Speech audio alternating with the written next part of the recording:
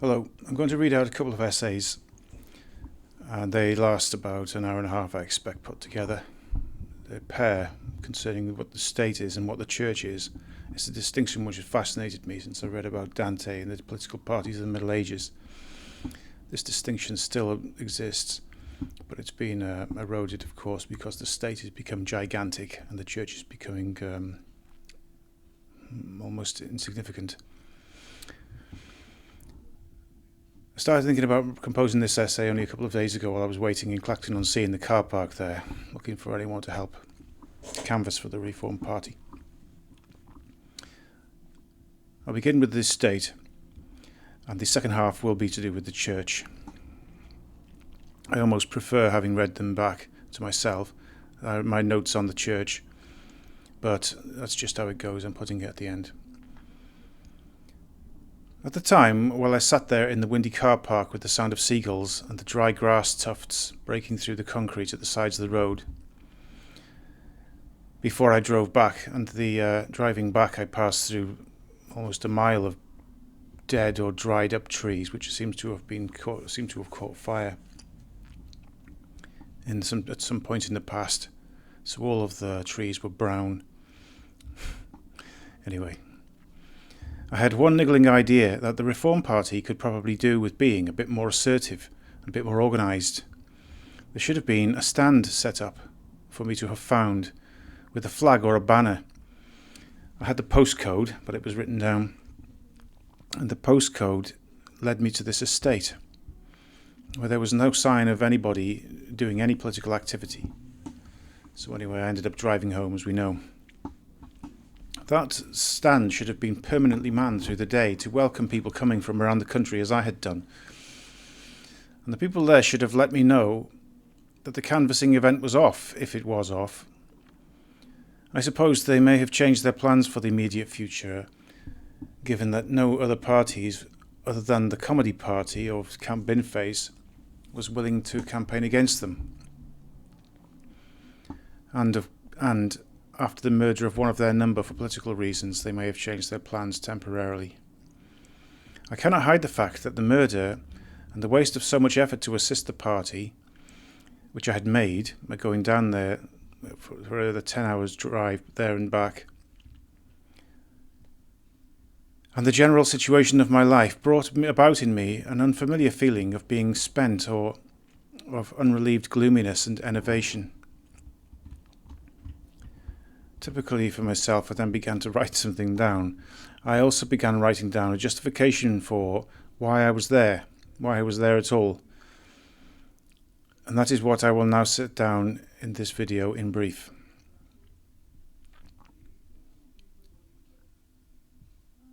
What am I doing trying to belong to a political party? It's because I have started to take an interest in the activities of the government that I am trying to belong to a political party. The government is that group of people who have the power of life and death over me.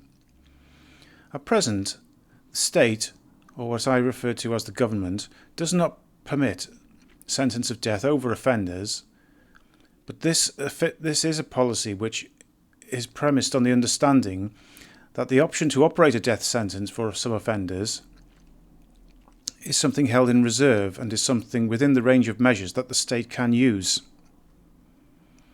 The state has the power to enter my house for its own reasons, and then take me from it and throw me in prison. I know this because they have done this to me in the last few years more than once. And while these actions are regulated by law, the state does reserve to itself what it sees as the legitimate monopoly on the initiation of violence, of theft, and the oppression of a man's liberties at its own discretion. The government also claims the right, in recent times, to confine all other people with whom I am familiar in their homes when necessary, which it did in 2020, for quite a period of time.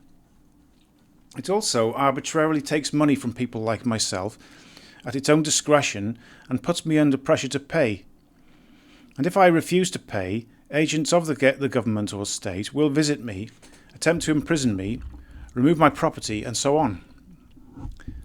They can also interfere in my family life, more or less at will, by means of their legal services. on the basis of decisions which are largely outside my control. Having said all this, it's right to emphasise that the state or the government is no more than a single actor, a mere agent, operating in the country where I live, and that what distinguishes the state from, say, any other person is that I and most other people who live here have consented to delegate the powers of violence and retributive punishment and the collection of taxes to it and not to anybody else.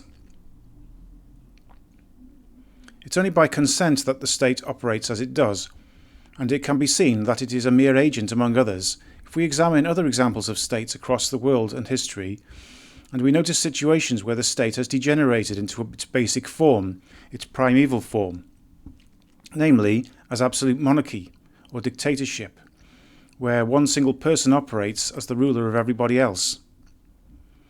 That the state is a man or a set of men should be clear.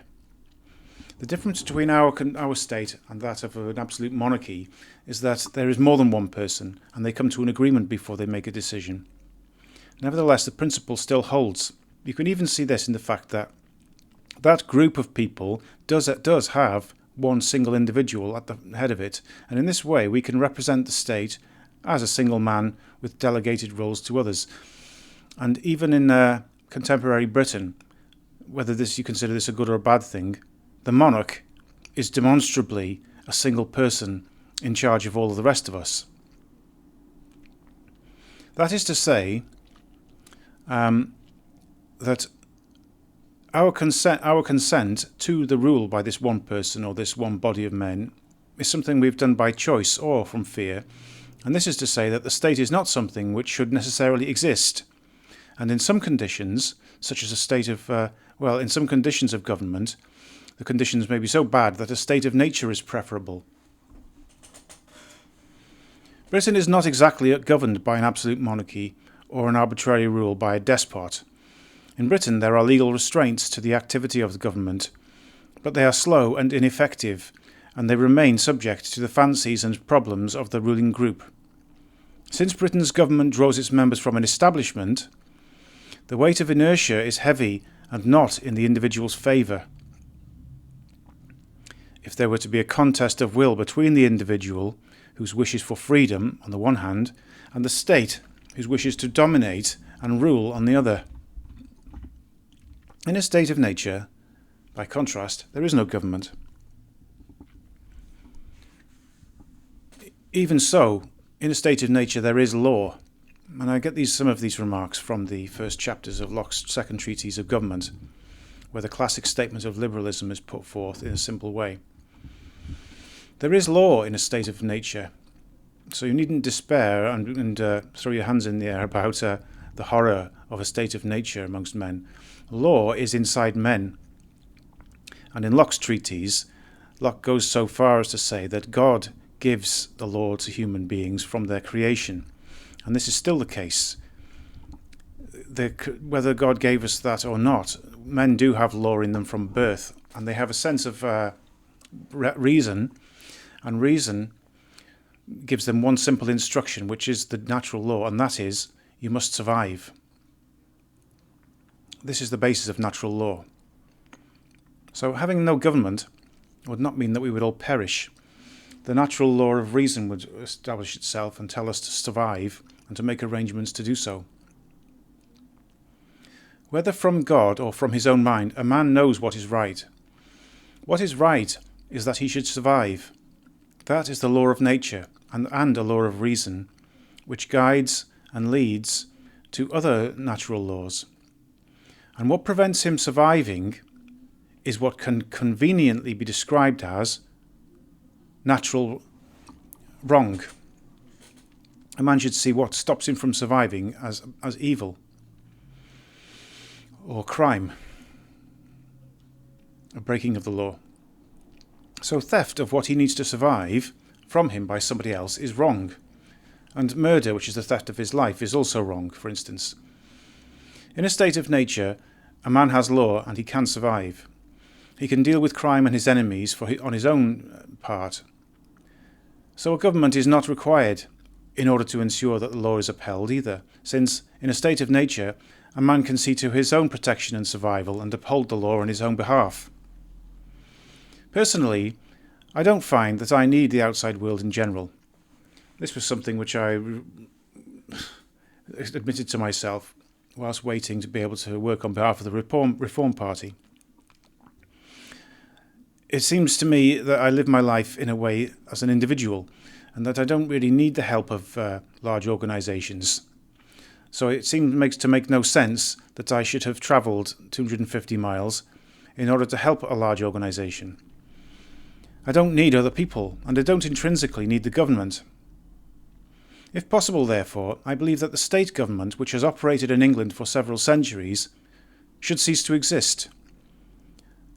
Rather, it should continue to exist. I'm just misreading my own text here. I believe it should continue to exist, but that it should be as small and out of my way as possible. The state of nature is the best state to be in, but a small and effective state, to which I can subcontract my right to protection of life and property, is better where there are many people working and living in the same part of the world as me. This is to say, we need the state simply because we are working alongside other people, and the state makes things simpler. In my heart, I don't want anyone to come near me. I don't want the outside world to affect me at all, unless it assists in my survival. I can explain why I have these thoughts later on when it comes to my understanding of the Church and God. But in the meantime, just take it for granted that I have the philosophical idea that I don't want anyone to come near me. And this is for religious reasons. That it's not simply for antisocial faults of my character.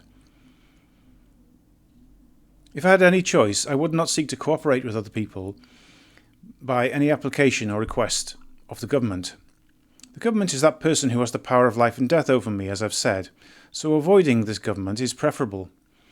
These feelings derive from my insight into what I most want and what I am. I require life and freedom, and therefore I require some property and somewhere to live, and some means of subsistence. But above all these is freedom.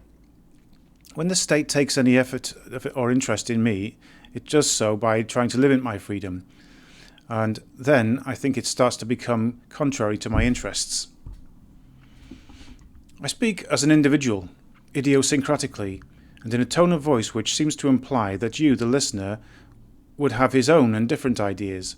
However, I think the points I have made underpin British constitutional arrangements, and that they are universally applied.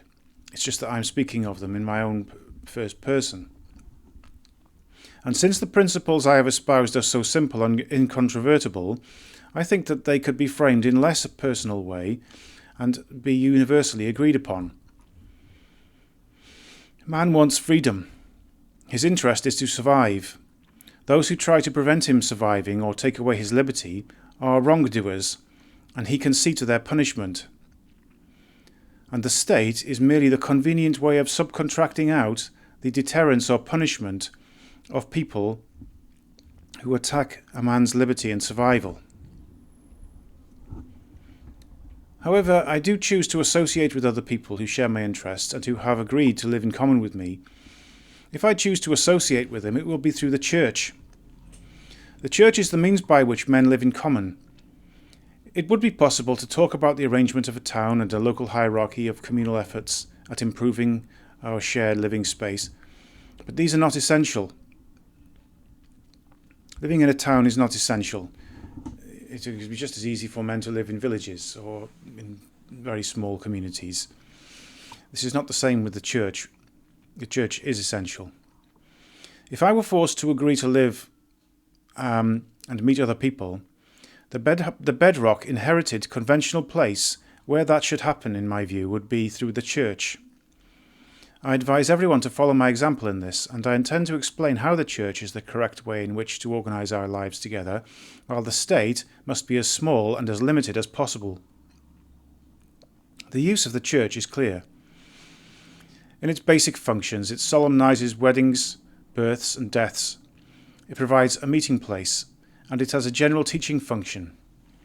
In addition, it brings out into the public space, for sharing in a limited way, what is most personal to a man, namely his relationship to God and to himself.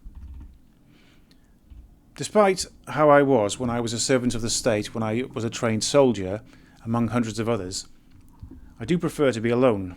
Solitude is the state of nature, the most pure condition of a human life.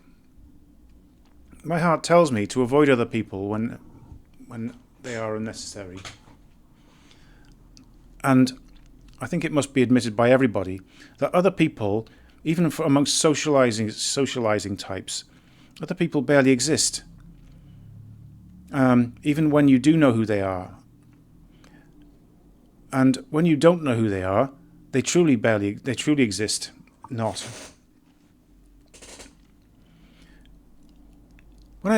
If I examine how I actually live my life, then, and I extend these perhaps as an observation about how every human being lives, if one spends time with oneself, the mind turns toward God, mine does, as much as it turns towards thoughts of other people. When I was sitting there in Clacton, disappointed and unaccountably empty of emotion in the car, preparing to drive home, but reluctant or disinterested in doing so, I was thinking about the stupidity of the hope that anything can be arranged successfully between people. To be cynical about this, unless money is involved, people show no concern for standards and loyalty as a rule. They can't be trusted, or their actions are not predictable and dependable. It is preferable to avoid other people and their organisations. And I asked myself how I could have been so foolish to have thought that it was a good idea to agree to get involved in low-level politics, knowing as I do human nature and its fickleness. Now, thinking these things, I wasn't talking to myself so much as feeling disappointed with life in general. A mood came over me of weariness, which is not something I'm usually familiar with. I experience my time at these moments of consciousness as a debate with myself, yet it is not sensible to debate yourself in words. I don't think that people speak to themselves in sentences and English in that way. That's not what language is for. We don't talk to ourselves as if we were talking to somebody else. So you end up overcome by physical feelings and a dread of anticipation instead. It's more common to have to relate to yourself through moods. And if you do find yourself talking to someone, you end up imagining someone who is lonely and as central to existence as you are, to whom to talk. And that is, in one way of looking at things, what God is. The person that, if you resort to language and thinking while you're alone, you must unavoidably, in my view, end up talking to God. I'm going to say more about God later in this essay. What I want to say immediately is that the church, or where I meet other people of the same kind as me, they could only be truly described as the same as me, in the same way as cardboard cutout of a human being is roughly the same kind of thing as a human being. I'm making no assumptions about what type of people they are who attend the churches I go to. As Christians, we agree that the outside world is not entirely real and is not especially important. The church's activity is dominated by the creation of an artificial world of order, beauty, and the afterlife for the same reason, that the outside world is not entirely real or important. The liturgy of the church is an attempt to create another world than this one, to create the kingdom of heaven in some form. And the church says that the kingdom of heaven is both something we create and also something independently real. The church also insists that when people get together and elect or choose people to lead them, then those leaders have sacramental power derived from God. The world in itself makes me want to leave it. I want to forget about other people. But in church there are people who are like myself and who have delegated sacramental authority. The precise way in which I can say they are like myself is not what we usually mean by those words. I'll come to what I mean by our inner nature and our true nature at the end of this discussion. To prefigure that, I'm going to say that we are similar in that we are all created in God's image, let's say. And this is the only way in which we might be similar.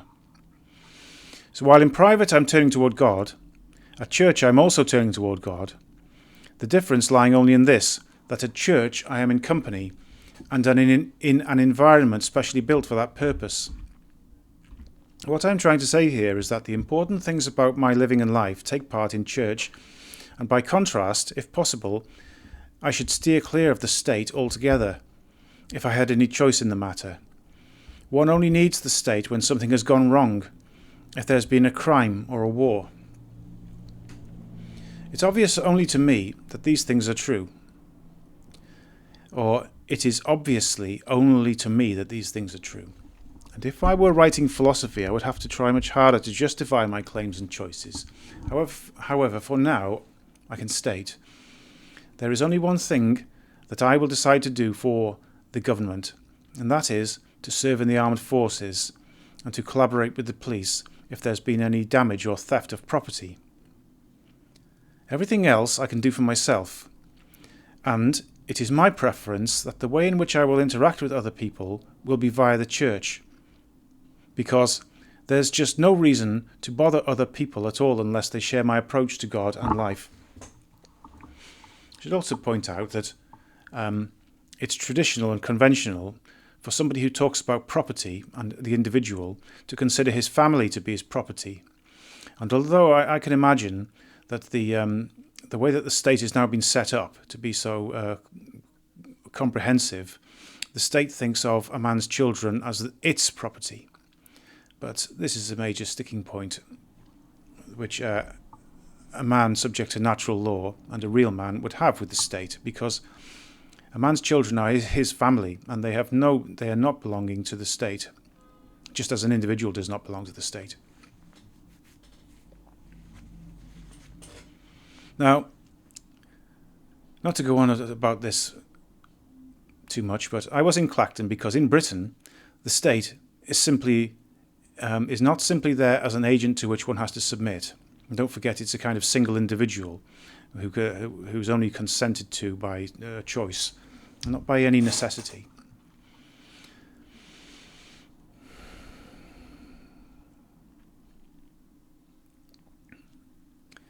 I've written here, Britain and the state is not simply there as an agent to which one has to submit. Rather, the members of the state have to be selected.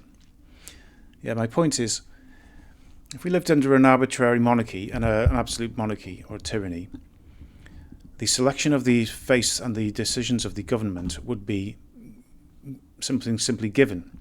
But in Britain, though agents of the state are chosen or selected, and they offer themselves to become state members, and they stand for election. And because the state in my day appears to be faulty, and the wrong types of people have represented it, and it seems to be contravening its own foundational principles, so I have been forced by that circumstance to get involved, to either stand myself or to assist others so as that they are chosen. The church has its purpose and use, and the state has another. Sadly, in a democracy, you do have to get involved, or, as we've seen, I believe the wrong types of people will become the government agents.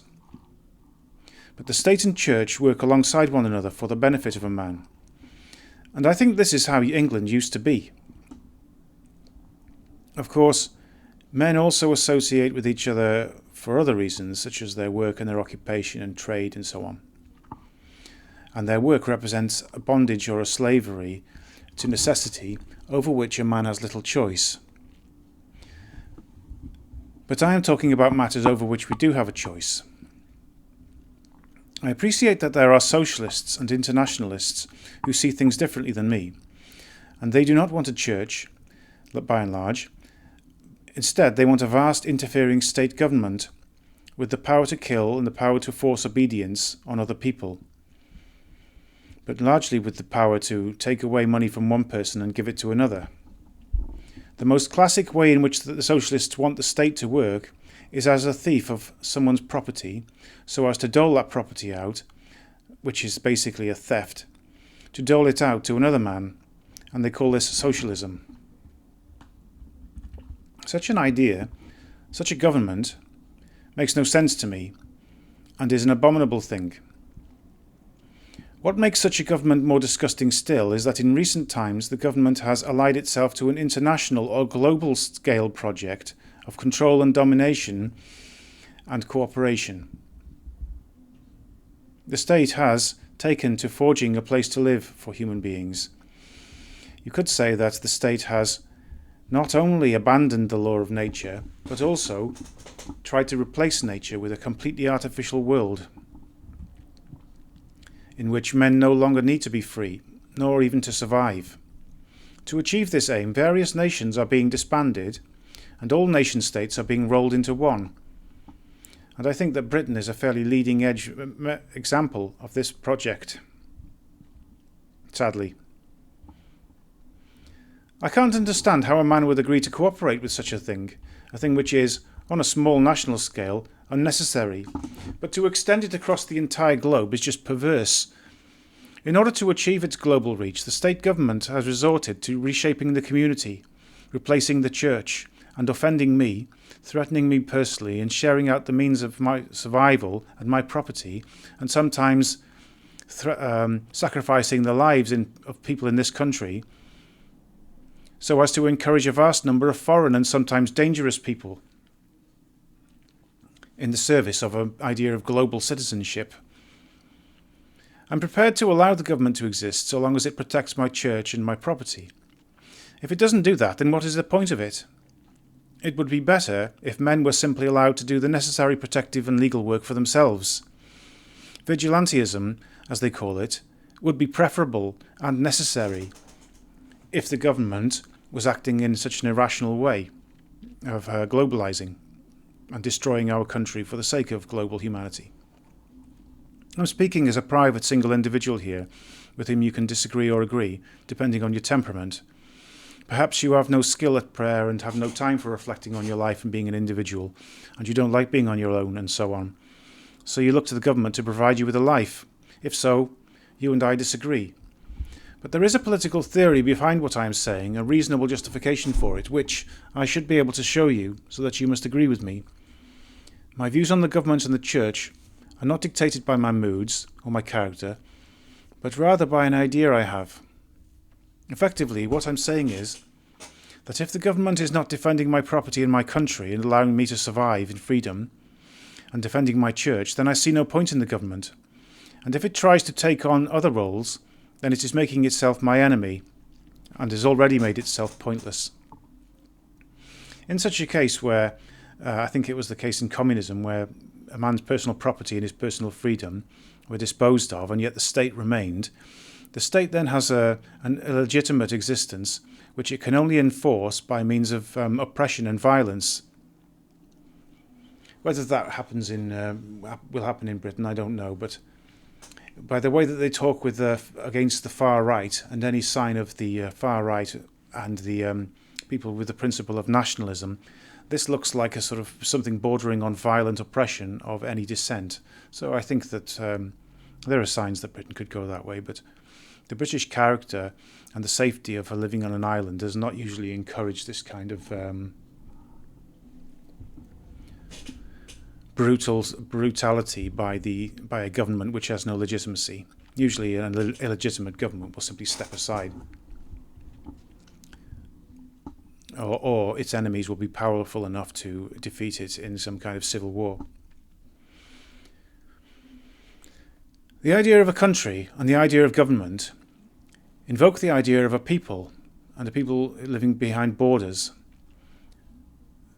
After all, a state can only work when it has a specific border where it can employ soldiers or policemen or judges and so on. Territoriality is, although a very basic material thing, it's crucial to the highest political ideas. The way in which a government protects me and the church is, it strictly controls the visits of people who are contrary to the country or to my way of life. And what I have found is that the governments of the past years have interfered in my life by allowing hostile people to come to my area. The state has collected my money, or stolen it, as you will, and then given it to other people and endangered me in that way. I wanted to live in peace, but they are building mosques in my town. They're threatening my children with faked beliefs at school. They're interfering with my relationship with my family and my wife, with government rules and legal requirements for how men and women must relate to each other. And they have instructed the police to ensure that these laws are enforced. With what purpose is the state government doing this? At the same time, its principal reason for existing, namely to organise a general army against our foreign enemies and a police force to take offenders to trial, these roles are being neglected.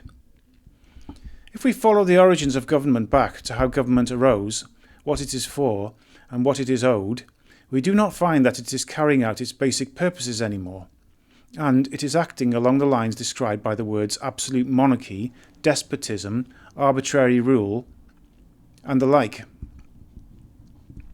And I suppose that this is exactly why I was at Clacton.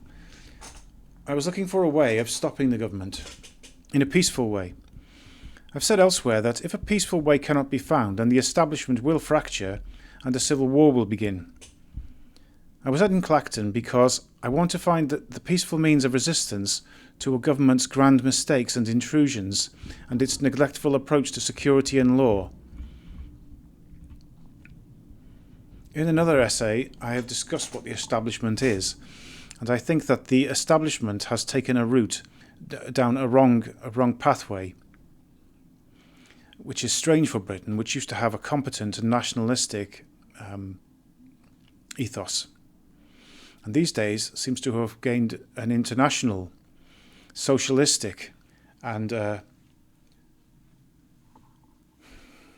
kind of communistic ethos. And this is what the establishment believes in, and it's almost as if you cannot join the establishment and take part in government unless you agree with those things. The internationalism and socialism of the governments, the entire choice at our disposal, the entire establishment is so international and neglectful of me and my country that it's almost a blatant, vengeful attack on me and my country and my freedom and natural right to life. The British government of our era sometimes seems to be a traitorous, vengeful enemy of me and my kind. They're destroying Britain as part of a systematic and what they see as positive activity. They seem to dwell in the ethos of the global man as people who want to govern not as British people but rather as internationalists who can rule without limits or of national borders across the whole earth rather than in just one country.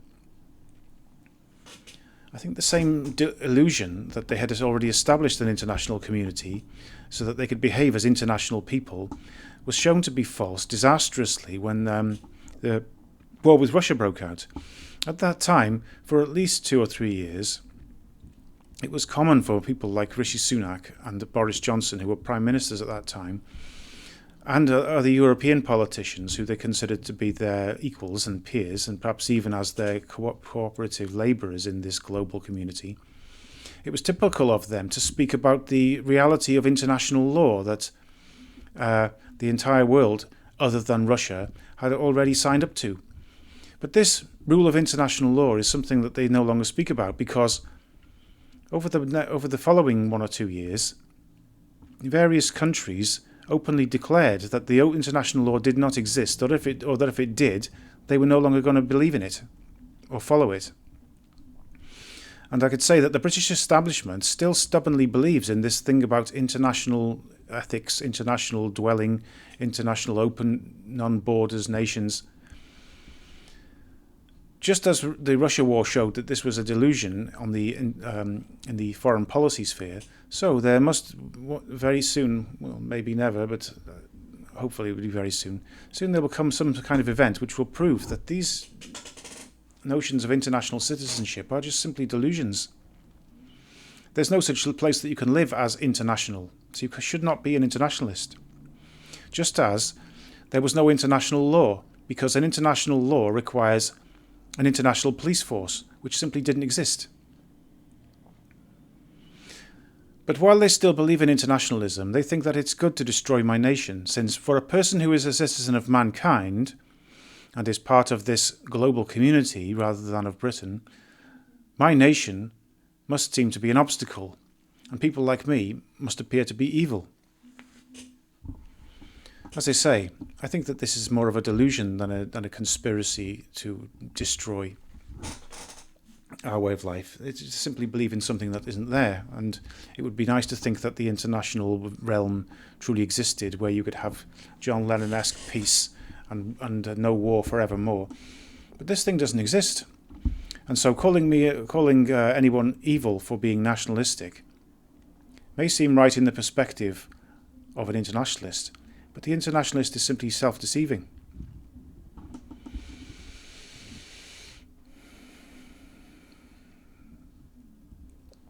I've said elsewhere that the establishment has more recently started to fracture under the weight of these contradictory imperatives that you must believe in an international sphere whilst also trying to govern a national territory.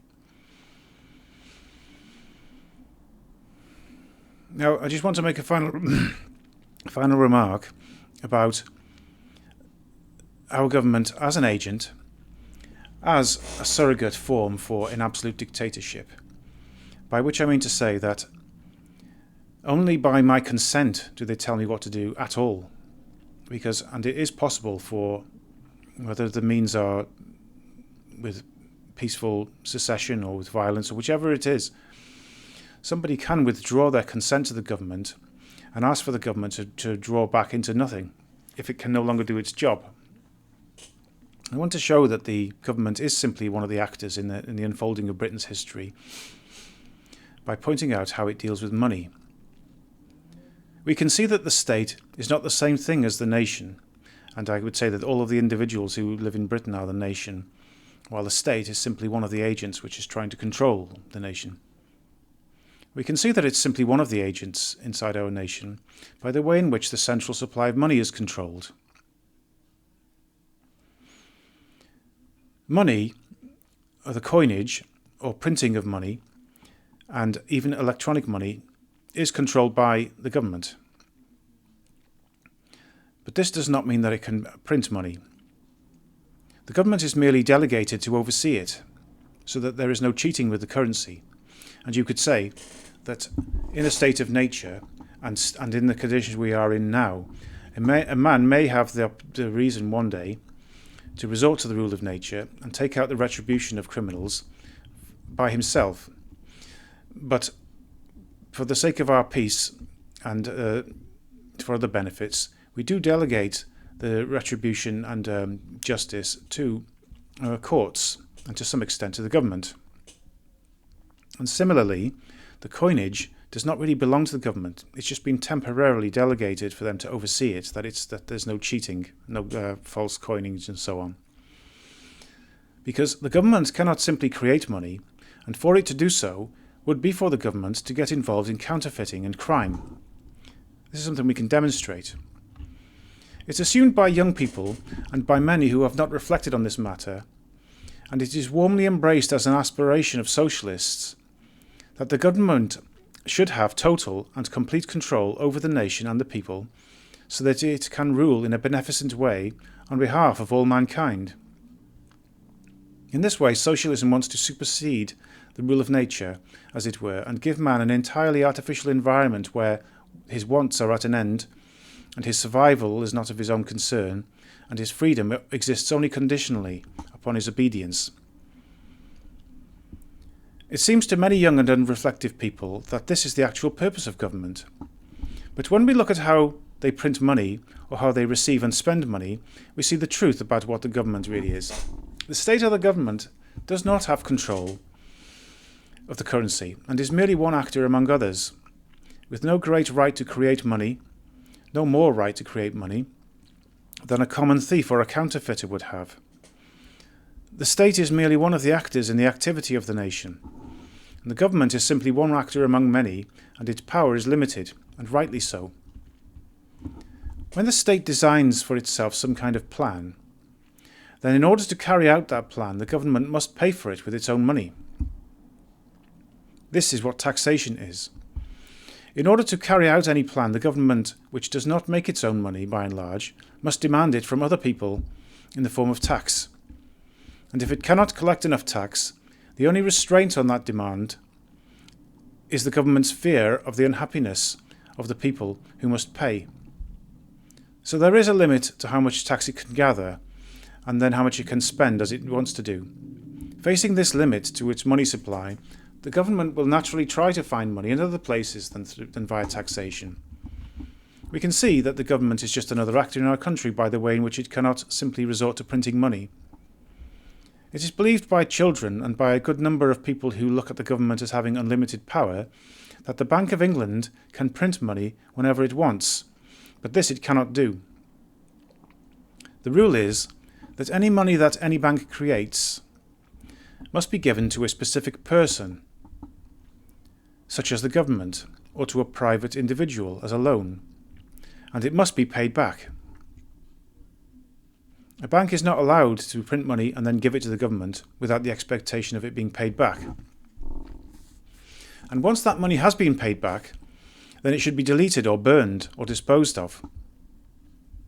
The bank cannot keep it because it doesn't belong to it. In effect, nobody can simply print money and simply give it away to the government. The only part of the money which is printed and loaned to a private individual or to a government which is not wiped off the books of a bank is the fee or the interest. And the bank takes as the fee for lending the money what it calls the interest. Interest payments are also a deterrent for profligate borrowing, as well as being the business model for banking in general.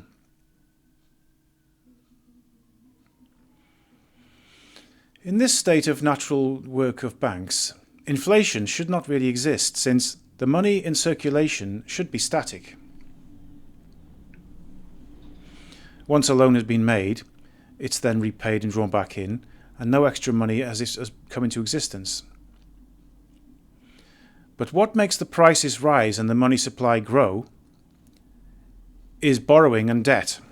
So in order for inflation to happen, there must be a lot of borrowed money flowing around the economy. Private individuals or government ask for loans from banks, and the loaned money increases the amount of money in circulation, which can lead to inflation. And this eventually has to be returned to the bank and written off, which would result in deflation. So naturally, the money supply should be very static, and prices would never rise except unless without the existence of loans being made. A large part of the money in circulation must therefore be made from loans, and loans and borrowing are what keeps the economy growing. To explain why the government cannot simply print money, but must collect from taxpayers only, or else receive loans from creditors, we can look at the relatively recent instance when the government did print money. And we can see that it was basically a theft from the people. If a government tries to print its own money, as it did in 2008, then it commits a crime according to reason and natural law. To look at that instance in 2007-2008, at that time the banks themselves were in trouble. And when the financial system of loans, which as we've explained are used to keep the economy growing, when that system of loans, which allow in the inflation and increase in the size of the economy, at that time the then Prime Minister Gordon Brown invented a means of printing government money, which was called quantitative easing. I suppose his idea was that when all of the banks close, or when they all fail in their loans, then the economy will shrink. All of the debts will be written off, and the supply of money will decrease, and there will be a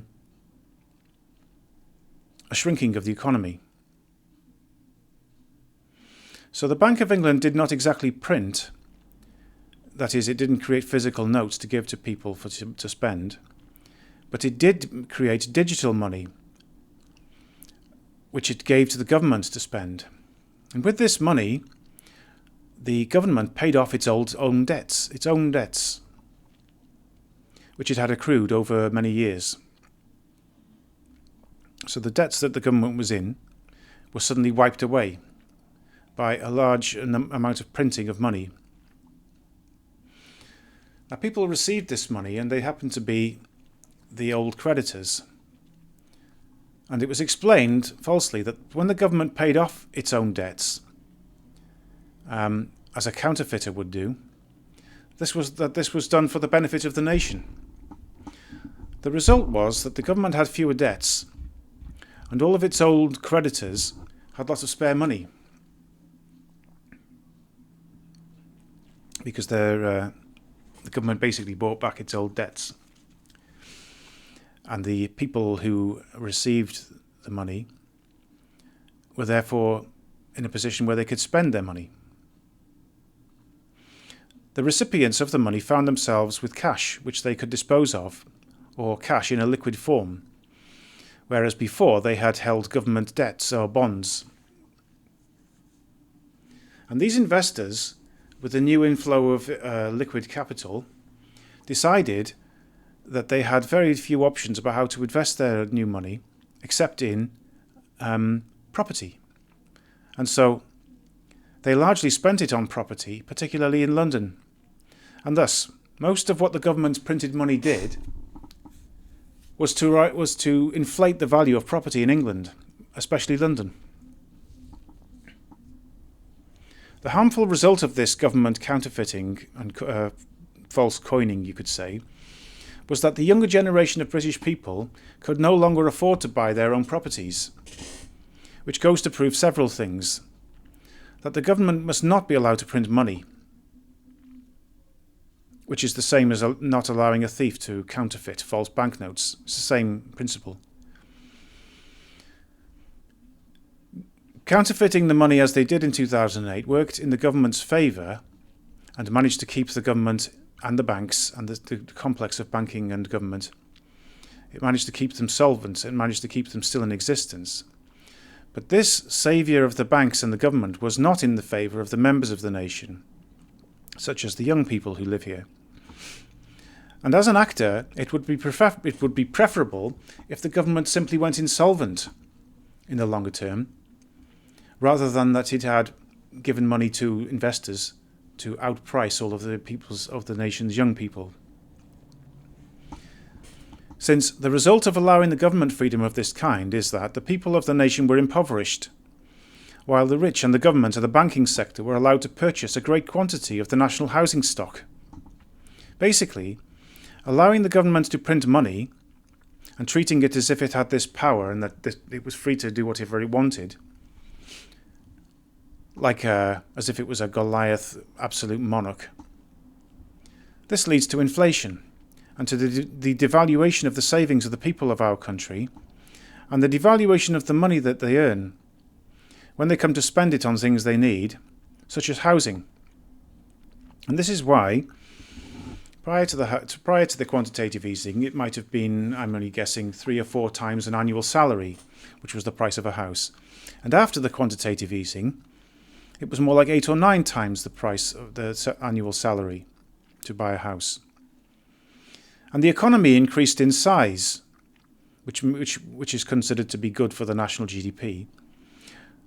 And it was hidden from us that there was inflation because the price of normal things that you could buy with cash stayed relatively the same. But the currency had been devalued and inflated because the price of things that you wanted to buy long term, such as houses, went up considerably.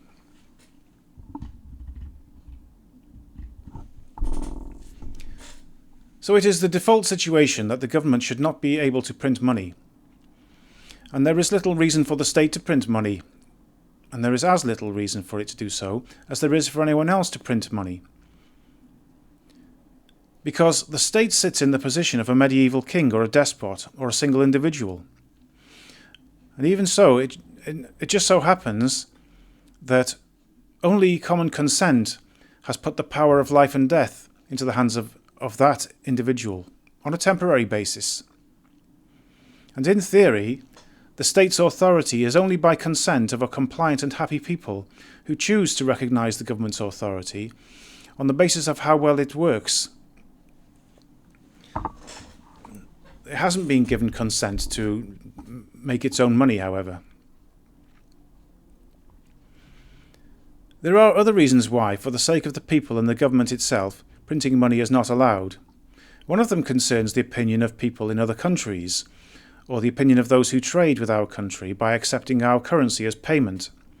If the British currency is inflated or untrustworthy because the government just prints it whenever it wants, then buying things from abroad with British money would become impossible. As everyone knows, the government has the power on our behalf to borrow money from the rich, whether at home or abroad, so as to fall into debt, in order to carry out its plans for Britain. And it's typical for the state to borrow money in this way in order to pursue a war, or to engage in war, for example. When someone lends to a government, they will do so on the understanding that the government will eventually pay them back in a currency which is not unstable or inflated. Because if the currency is unstable and likely to become watered down for no good reason, then those lenders, or the markets, as they call them, would refuse to lend to the government. So it must avoid simply printing money for that reason too. The line of credit that the government may need in an emergency depends on whether the government behaves sensibly for the most part, and whether it is likely to remain capable of repaying its debts. And in this way, we can observe how the government, or what I call the state, is, as far as money is concerned, and as far as many other things are concerned, the government is merely one individual amongst others, who happens to, in the history of our nation, who happens to have special, though temporary, powers of life and death over the people.